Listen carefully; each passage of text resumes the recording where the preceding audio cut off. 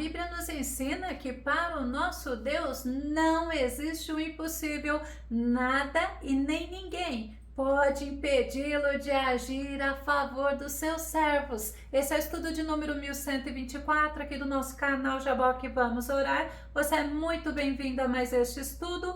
Que o nosso bondoso Mestre Jesus, ele continue te abençoando e nós veremos sobre este assunto logo após a nossa vinheta.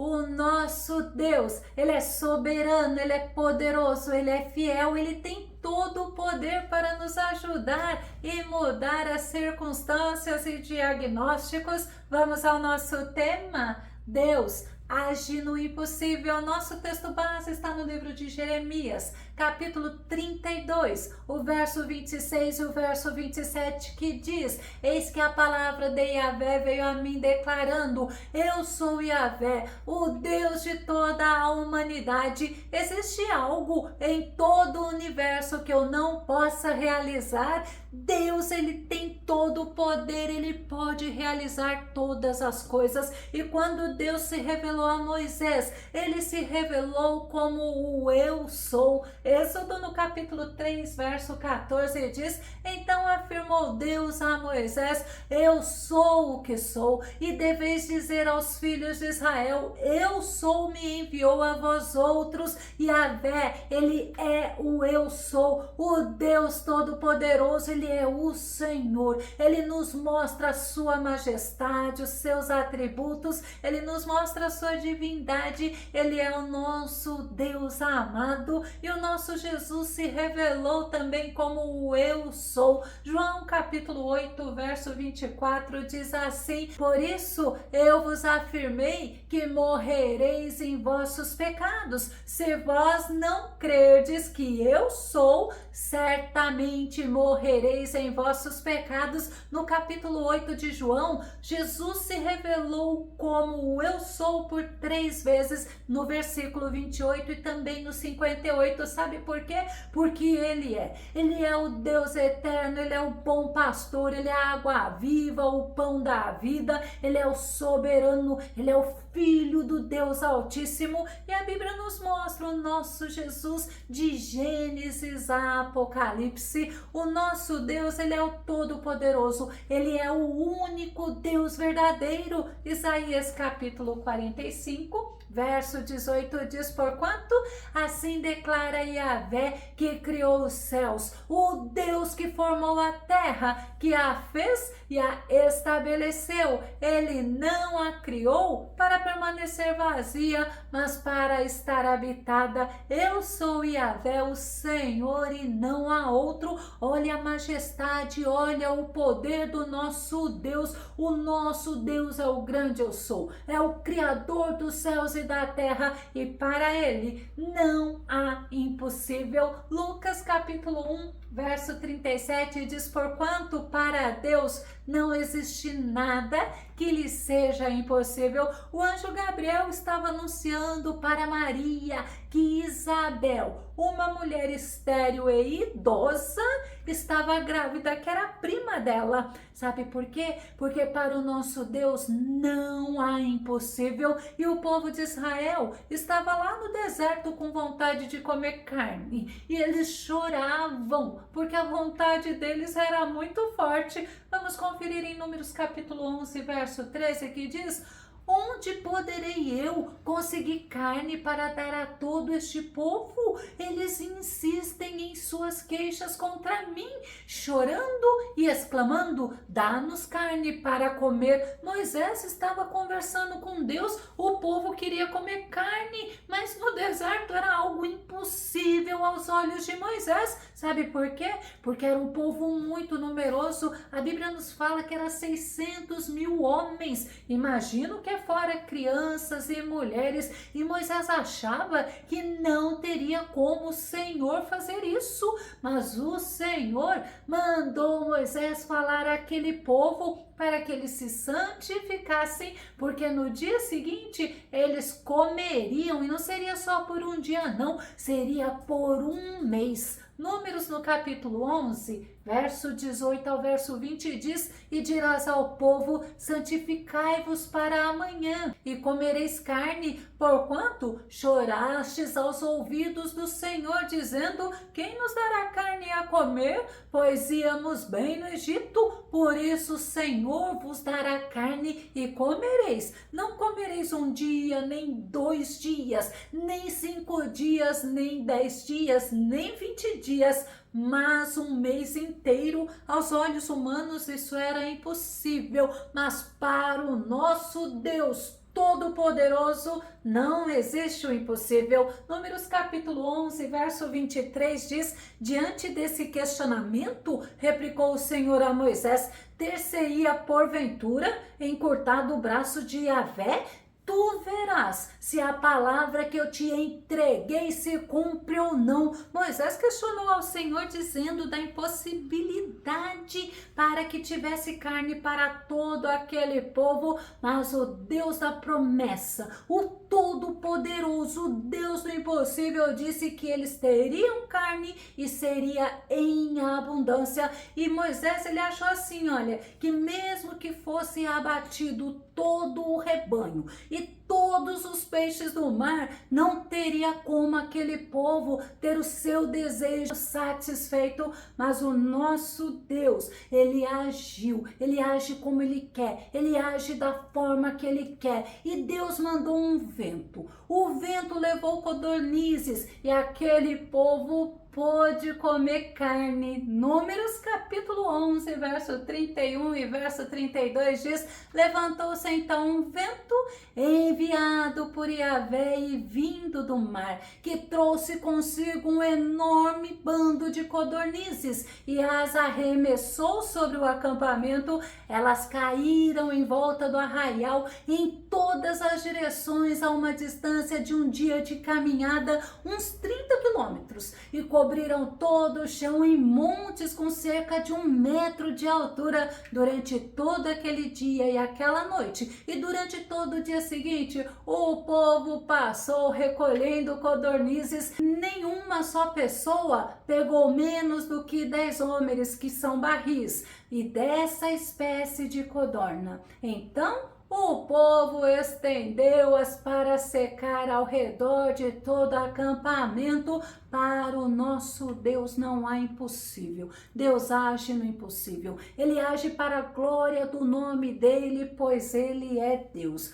Para Deus não é impossível curar qualquer doença e nem a esterilidade, como no caso de Isabel que nós vimos e no caso de Sara, a esposa de Abraão. Gênesis capítulo 18, verso 14 diz assim: acaso existe algo extraordinário demais para Yahvé? Nessa mesma época de primavera, no próximo ano, retornarei à tua presença e Sara terá um filho. Tanto Isabel, que era prima de Maria, esposa do sacerdote Zacarias, como Sara eram idosas e estéreis, mas Deus agiu na impossibilidade delas gerar, e Isabel deu à luz a João Batista e Sara deu à luz a Isaac, pois para Deus não há impossível. Deus agiu no impossível de fazer um animal, uma jumenta, falar, alertando o dono dela.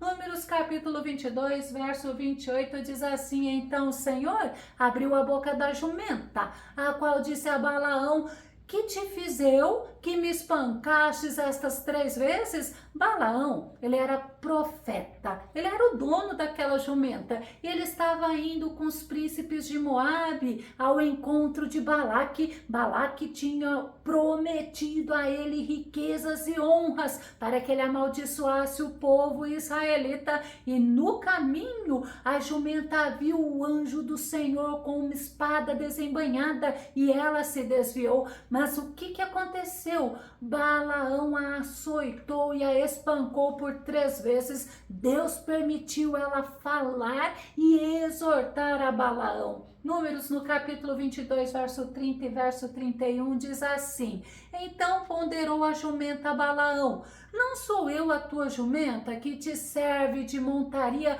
toda a vida e até o dia de hoje? tenho eu o costume de agir assim contigo? Ao que respondeu ele, não. E nesse momento, Yahvé abriu os olhos de Balaão e ele pôde contemplar o anjo do Senhor posicionado no caminho, empunhando a sua espada. Então Balaão inclinou sua cabeça e prostrou-se com o rosto rente ao chão. Muitas vezes, Deus está usando as circunstâncias para nos proteger, para nos defender, para nos ajudar, e nós não estamos entendendo, e nós passamos a agir murmurando, com incredulidade, com falta de fé, e parece que Balaão não estranhou conversar com a jumenta, mas ele temeu o anjo do Senhor, porque Deus agiu no impossível, e Deus age no impossível para nos sustentar na presença dele. Quando os amigos de Daniel, eles foram jogados numa fornalha 7 vezes mais quente, o fogo, a Bíblia nos ensina que não fez dano nenhum a eles. Daniel capítulo 3, verso 23 diz: e estes três, Sadraque, Mesaque e Abednego, caíram atados dentro da fornalha de fogo ardente. Deus não impediu eles de serem jogados dentro da fornalha ardente, mas Deus impediu do fogo fazer qualquer dano a eles. A fornalha estava tão quente que os homens que jogaram os amigos de Daniel morreram queimados, mas eles não sofreram nada. Quando o rei Nabucodonosor olhou e viu que ao invés de homens amarrados, ele estava vendo 4 homens soltos e passeando dentro da fornalha, ele ficou espantado, ele ficou assustado e maravilhado. Daniel capítulo 3, verso 24 e verso 25 diz: mas logo depois, o rei Nabucodonosor, assustado, levantou-se depressa e indagou aos seus conselheiros: não lançamos 3 homens amarrados dentro da fornalha em chamas? E todos responderam: sim, ó rei, assim fizemos. Então o rei exclamou: pois então vede isto, há 4 homens desamarrados lá dentro e nada sofrem, estão ilesos. E o 4º homem é parecido com um filho dos deuses. Os 3 amigos de Daniel, eles estavam passeando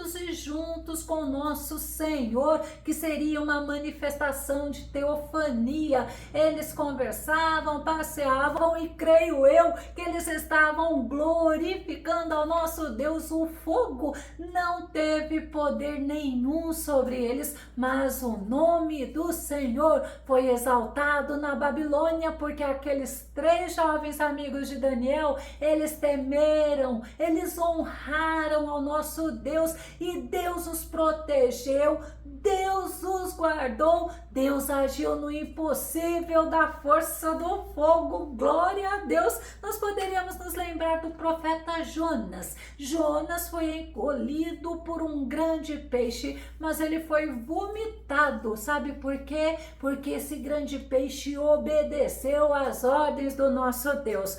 Tudo está no controle de Deus. Vamos nos lembrar da história de Jonas? Deus mandou o profeta Jonas ir à cidade de Nínive para advertir que Deus destruiria a cidade e os moradores. O profeta Jonas não quis ir, ele preferiu ir para Tarsis, mas Deus enviou uma tempestade e Jonas, que estava no barco, foi jogado ao mar pelos marinheiros. Jonas, no capítulo 1, verso 14 e verso 15 diz: por isso suplicaram a Yahvé nestes termos: ó Senhor, eis que nós te rogamos, ó Yahvé, não nos deixe morrer por conta da vida deste homem, e que não nos culpes pelo sangue inocente, porque tu, ó Yahvé, fizeste como te aprouve fazer. Então agarraram Jonas e o lançaram ao mar enfurecido, e logo este se acalmou. Os marinheiros temeram ao Senhor,